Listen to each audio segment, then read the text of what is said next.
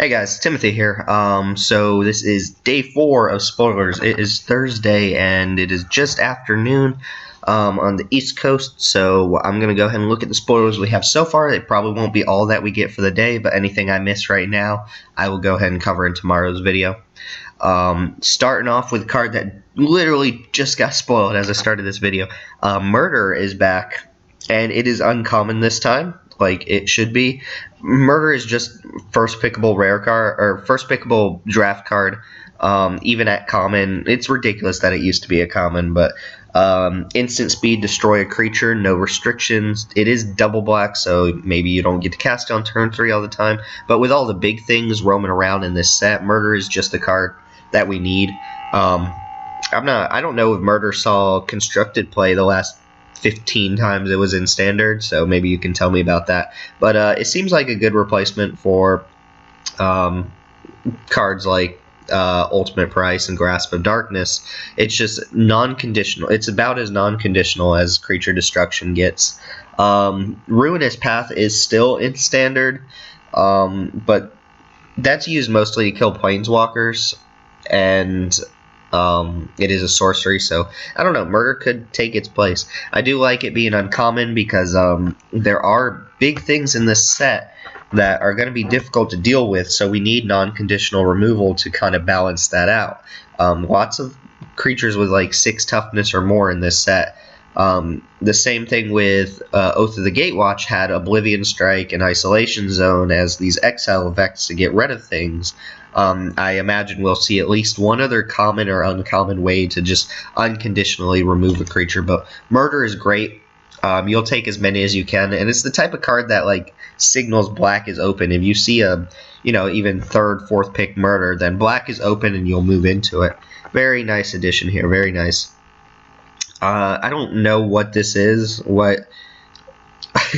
Anyway, Lupine Prototype, Whorf Prototype. Like, this is just silly looking card. The creature type is a wolf construct. It's a wolf construct. What is that? Anyway, whatever. It's a 2-mana 5/5, right? So let's find the drawback. Oh, there it is. Alright. Lupine's Prototype can't attack or block unless a player has no cards in hand. So this is, I think, meant for the Vampire deck, which is interesting. It fits best in red-black, where you can empty your hand the fastest, and I don't really see a need for it anywhere else, unless you're playing like Behold the Beyond into like 3 of these or something like that. From Limited, I feel like this card is actually a trap. Like, it looks great. Maybe you have a deck that actually can just filter your hand away super quickly, but the fact that this can't block is really a huge downside. There's no reason to play this on turn 2. Your opponent will have plenty of time to kill it. It is an artifact, so it dies to artifact destruction. And sometimes you, even with like an ideal hand, you just have like 4 lands in your opening hand. You're not emptying your hand until at least turn 4 or 5. Meaning this thing doesn't do anything until turn 4 or 5. Which, by that time, it's still a 5/5. So if you ever get to the point where your hand is empty, it's decent, but it does ask you to keep your hand empty, which is not something I like to do. I don't like being hellbound for just a big vanilla beater, but I don't know. I feel like it's a trap. The fact that it can't block really puts me off, but it makes sense that it can't block. Anyway, I would try it out, but I wouldn't be super excited to pull it. I think it's a dumb card. A wolf construct. I don't know. It's unappealing to me. Alright, Eternal Scourge. Man, they really like to use the word Scourge in Magic, but 3-mana 3/3. We saw a lot of those in Shadows over Innistrad. There are a ton of 3-mana 3/3s floating around the set. This is just a straight up colorless Eldrazi horror. You may cast Eternal Scourge from exile, and when Eternal Scourge becomes the target of a spell or ability an opponent controls, exile it. I'm not super stoked about that last part. Yeah, you can recast it, but then your opponent can just, get rid of it again. If your opponent has a repeatable effect like a tapper or something like that, this card doesn't do anything. And you're not going to recast it from exile over and over again. It's, I guess, nice to have. In case you ever get rid of your opponent's means of targeting things, it's just something you can continuously get back. But you can only get it back from exile. And I don't know, Delve isn't around anymore, so I don't see a reliable way to get it into exile yourself. I would not play this card in draft. It's way too easy to get rid of, and the fact that your opponent can just, target it with a repeatable ability is just not that good. It is a 3-mana 3/3, which is not so big of an upside that you need to jam this in the 3-drop slot anyway, and that's a huge downside. Yeah, you can get it back, but then you're using up all your mana. Your opponent's probably fine with that, and if they ever drop like a 4/4 or something like that, it's just a little irrelevant anyway. I would not play this card in draft. I don't know, maybe it has combo potential with something, but I'm not seeing it. Eldritch Evolution. 1 green for a sorcery. As an additional cost to cast Eldritch Evolution, sacrifice a creature. Search your library for a creature card with converted mana cost X or less, where X is 2 plus the sacrificed creature's converted mana cost. Put that creature on the battlefield. Then shuffle your library and exile Eldritch Evolution. This is pretty insane. Correct me if I'm wrong. This card looks great. You sacrifice a 3-drop, you tutor for a 5-drop. Sacrifice a 5-drop, tutor for a 7-drop. Yep, maybe this isn't really worth it. I don't know. It requires your deck to be constructed in a certain way. Also, you're just putting that creature on the battlefield, which is a huge upside. It's not going to your hand or something stupid like that. But it doesn't trigger cast abilities, which there are a lot of in this set. I don't know. I'll have to take a look at exactly what we're scaling into. It has to be 2 plus the converted mana cost. It's not 2 or less or anything like that. I guess you can search for a card with converted mana cost X or less. So you can search for anything that's lower than X as well. I don't know. This card seems like it has potential to be very broken, depending on what's in the set. This is decent with meld cards, I guess. You can sacrifice a 5-drop to go looking for your Bruna or something like that, and then put Bruna on the battlefield. But I don't know. I'll have to look at the set, really. Let me know if you've seen anything that's super, cool, a nice interaction between 2 creatures. Let me know. But this card seems like it's just screaming to be broken. It's screaming to be used. So let me know what you've found out with this card. That's a nice tutor, though. A nice tutor that's going to guarantee you get something big out of it. Moving on, we have Gaia Reach Sanitarium, which is a legendary land. It is a rare as well, so not excited to pull this in a draft or sealed event. Only taps for colorless, but it has 2 and tap. Each player draws a card, then discards a card. Sure, it's looting, but it lets your opponent loot too, and that can be dangerous against certain matchups. Really, you want to play this if you have a lot of Madness or Delirium, and you want to board it out if your opponent is also doing the same. I don't really think this card is that exciting. Letting your opponent loot is not always a good thing. You're just improving the quality of both players' hands, and I don't really see a niche where this is going to benefit you so much that your opponent's just going to be like, oh man, I'm not. This is not helping me at all. Yeah, your opponent's going to see this come down, and they're going to start sandbagging lands and cards with Madness and stuff like that, and you may end up benefiting your opponent more than you benefit yourself. Obviously, you want to put this in a deck where it's really going to benefit you, regardless of what your opponent's getting. So, use it at your own discretion. I'm curious to see if this card actually makes it into Standard or if it does anything. But the fact that it's a symmetrical effect and I'm the one paying mana for it seems like I don't really want to be using this ability. I'm super happy if my opponent uses it, though. Whorf Infiltrator. Infiltrating the Whorf. We have a 1 and a blue 1/1 with Skulk. So, okay, Skulk's back. Whenever Whorf Infiltrator deals combat damage to a player, you may draw a card. If you do, discard a card. So it's a looter when it hits. Already it looks like Looter Ilkor, the 1/1 Shadow Looter. So this seems like a definite replacement for that card. Whenever you discard a creature card, you may pay 2. If you do, put a 3/2 colorless Eldrazi horror creature token onto the battlefield. Now that makes this an actually incredible card. You can loot just on its base. If I ignored that last ability, if I ignored this part about discarding creatures and making tokens, this would already be a decent card. I would play this in draft. And just being able to loot with an evasive creature is really nice. It means that you're probably going to get in there, and when you do, you're improving the quality of your hand, so on and so forth. But that last ability, whenever you discard a creature card, pay 2, put a 3/2 horror creature token onto the battlefield. That's a huge payoff for discarding a creature.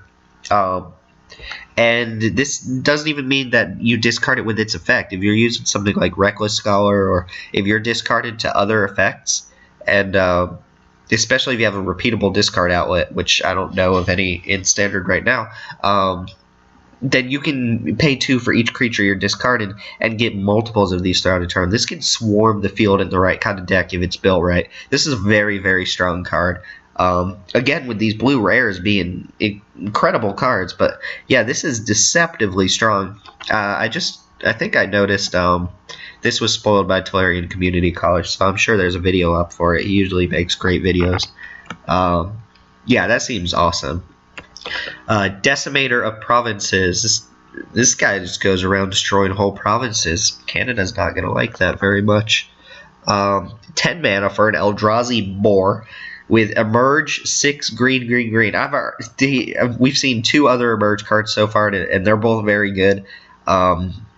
This guy is incredibly good. When you cast Eldrazi of Provinces, yeah, these translators need to get on it. Decimator of Provinces. Creatures you control get +2/+2 and gain trample until end of turn. And then this guy has haste and trample. This guy has haste and trample. What? Why? But it doesn't say other creatures. Hold on. The creatures that you control. Yeah, he gets his own buff. He becomes a 9/9 for the turn with trample and haste. And you didn't pay 10 mana for this. You did not pay 10 mana for this. The fact that it has Emerge is so weird. It's an alternative casting cost, but it's never the cost that you're casting it. It's already like it feels like they should have made the Emerge cost equal to the mana cost, or they should have just said sack a creature and reduce the cost of this card by, like, the fact that Emerge is already cheaper than the casting cost of the card just strikes me as really weird. The only time you wouldn't use Emerge on these cards is if you just don't have any creatures, because the Emerge is so powerful. Yeah, it's a little counteractive with his ability because you want a mass number of creatures, but if you can reduce the cost of this card by, I don't know, 3, sacrifice a 3-drop, this becomes a 6 mana card essentially. Triple green, yeah, it's triple green, so you're not splashing it, but it comes down, it pumps the whole team, it tramples as a 9-power creature for that turn, gives all your other creatures trample. This just wins the game on the spot half the time. Just like this bad boy down here, Craterhoof Behemoth. This can come down earlier than Craterhoof Behemoth and have the same kind of effect. Not as strong as Craterhoof Behemoth, obviously, because I believe that's +X. Yeah, the number of creatures you control. But this is extremely powerful. A mythic that I definitely feel needs to be a mythic. I have no idea if I'm overrating Emerge or what, but it seems really, really powerful. The thing that really throws it over the top for me here is that it actually gets to attack on the same turn. You can't abuse the ability. It is on casting, like all of these Eldrazi cards, so you can't just blink this guy out and get the ability again. But wow, this is an incredibly strong card. Decimator of Provinces. Alright, I'll get back to that card in a second. Let's look at Stromcork Condemned. This was spoiled by Caleb Durward last night. It is a black 2/2 vampire horror that says discard a card. Vampires you control get +1/+1 until end of turn. Activate this ability only once each turn. So not a abusable discard outlet, but per turn cycle that's discarded 2 cards that can help you madness out some of these really good cards. It can help you empty your hand too if that's what you're trying to do for that 4-drop vampire we saw yesterday. And this is a nice little anthem effect. One thing that this does pretty nicely is you can discard incorrigible use and cast incorrigible use off Madness, and then incorrigible use will actually get the boost off of it too, the way the stack works with Madness. So you could potentially get a turn 3 5 haste creature, which may even be better than Heir of Falconwrath just dropping that card. Probably not. I would probably prefer to have Heir of Falconwrath, but these cards play alongside each other.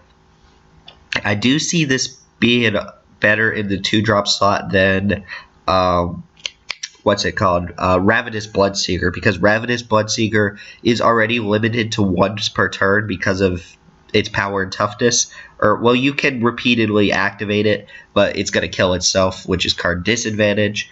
But this lets you really spread out what you need to do. Like I said, Bloodseeker, you're probably only going to activate it once per turn anyway. This you can only activate once per turn, but this has higher upside. The Anthem effect is much stronger than Bloodseeker's self-pump effect. And if you can really swarm the field with vampires, then Anthem effect gets a lot better. So Call the Bloodline gets a lot better with this card. Yeah, I really like it. I don't think it's like so busted that it's gonna single-handedly push vampires into like a top tier deck or something like that. I think vampires is still missing something. It's missing a repeatable outlet. But I do think this card fits better in the 2-drop slot than some of the cards we already have. And Anthem effect is very nice for tribal synergy. So I think that card's strong. This offering, this card is stupid. And not good stupid either. Hold on, brace yourself for this. So 2 and a red for a sorcery that says target opponent gains control of target permanent you control. Whoa! First off, why couldn't this say target player, so that it at least does something in Two-Headed Giant? Like, this is just stupid. Yeah, I get it. You want to put these weird cards in every now and then. That, you know, this card is like so bad that it screams like there's combo potential with it somewhere. But God, it's a rare too, so I have to open these in drafts. Imagine the person next to you is going to open the Decimator of Provinces, and you're going to open something that gives your opponent your card. What?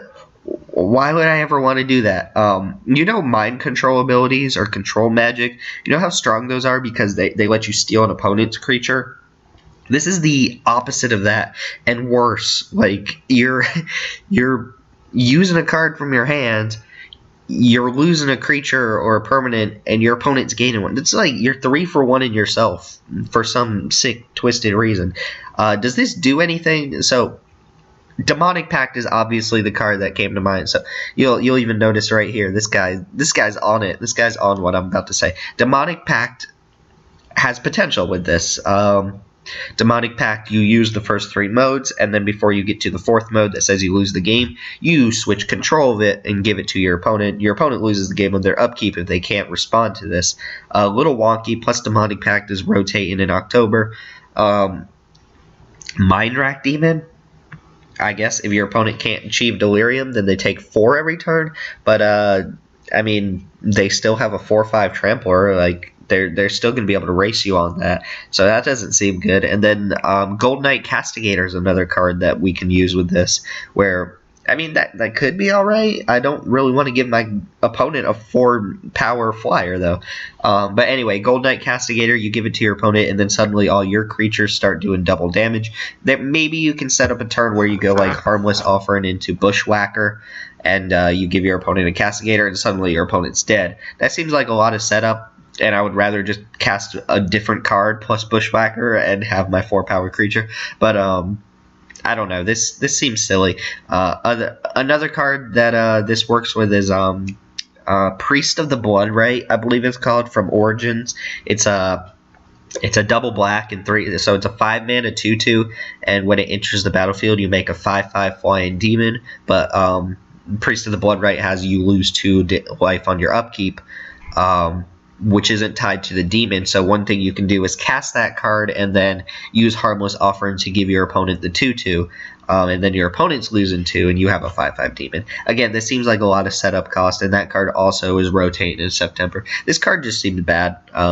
I don't know if there's going to be something else in this set, but like you wouldn't ever play this in draft. I looked through every set that's in standard right now. I would not play this card anywhere except for Demonic Pact, and red is already not the best color combination to be used with Demonic Pact. So I have no freaking idea what this is. This just seems like a fun card that's tossed in there, and the art is like okay, whatever. You can't even use this on Zada and just like troll your opponent. You can't even target Zada and give all of your creatures to your opponent because it has an additional target. The opponent gets targeted as well, and Zada only works if you target only Zada with a spell. Anyway, that's a weird note to leave this on. I don't think I missed any from yesterday. So let me just double check real quick. But yeah, that's a really weird note, but things I'm excited about. These emerge cards are ridiculous. We saw the Elder Deep Fiend yesterday. Blue is going to be stronger this time around, which means that those Shadows over Innistrad blue cards go up in value a little bit. Cards like Just the Wind and so on and so forth. Creature power and toughness is just generally stronger in this set. In Shadows over Innistrad, a lot of creatures had pretty equivalent power and toughness. They were all around like the 3, 4, 5 range, so pump spells became really relevant. But the creatures in this set seem just like really, really big, so pump spells are going to go down in value. Cards like Murder go way, way up. Murder's Compulsion, those unequivocal kill spells that don't really have conditions to them, they're going to go way up in value. But yeah, there are a lot of wonky cards in this set. This Prototype and this Scourge, like they're interesting. This Gaia Reach, they're very interesting abilities. They're not broken, and they were designed obviously to kind of fill a certain role in certain types of decks, but they're so unreliable that I wouldn't be casting them most of the time. I'll stick to the powerful cards like the Infiltrator and the Decimator here, and hell, if I'm completely losing a game, I can always board into Harmless Offer and give my opponent the win, right? It's much more exciting than concede. Why is given permanence a red thing? Like, I don't know. Anyway, if that exchanged control of 2 permanents, like, we'd be talking business. But we could talk about it all day and talk about how bad it is and make lists of all the bad things not to do with it. Anyway, I'm done for today. There are more spoilers after this, so I'll refresh the page just to make sure.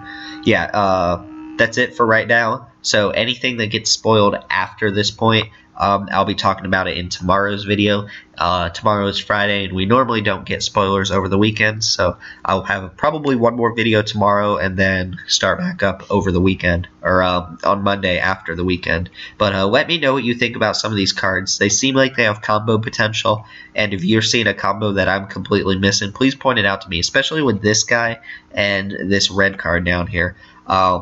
And let me know if I'm over-evaluating Emerge. I think I'm not. I think the Emerge cards are just inherently really, really powerful. That's